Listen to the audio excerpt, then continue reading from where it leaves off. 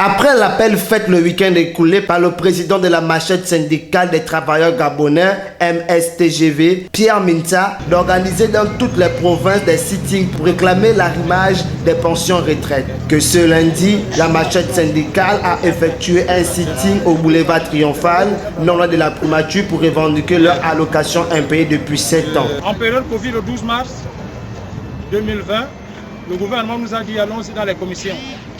On a été en commission. Après les commissions, le gouvernement nous a dit que le problème des retraités sera réglé en 2021. Mais pour régler le problème des retraités qui tournent autour de l'arrimage des pensions retraite, qui tournent autour de la revalorisation des pensions retraite, qui tournent ces problèmes en 2021.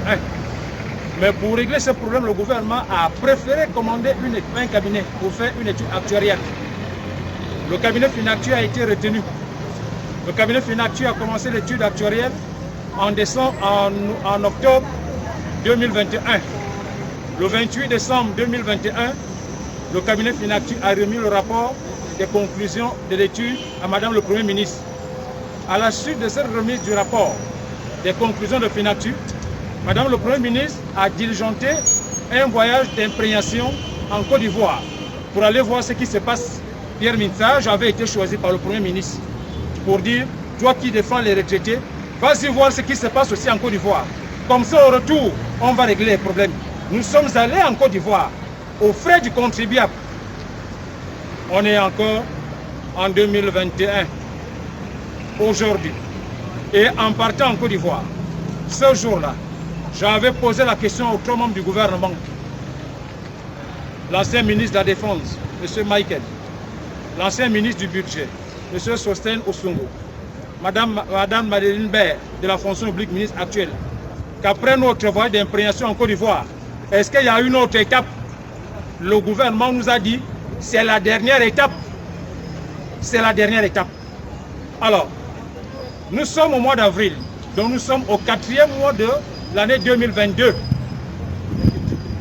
Depuis que le rapport a été remis le 28 décembre 2021 à Madame le Premier ministre, aucune communication vis-à-vis des retraités.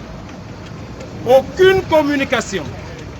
Je crois me souvenir que quand le chef de l'État en 2021 avait réuni les 2 chambres du Parlement en congrès, il avait dit « Consolidons le système de retraite de nos aînés ». Je crois que la parole du chef de l'État,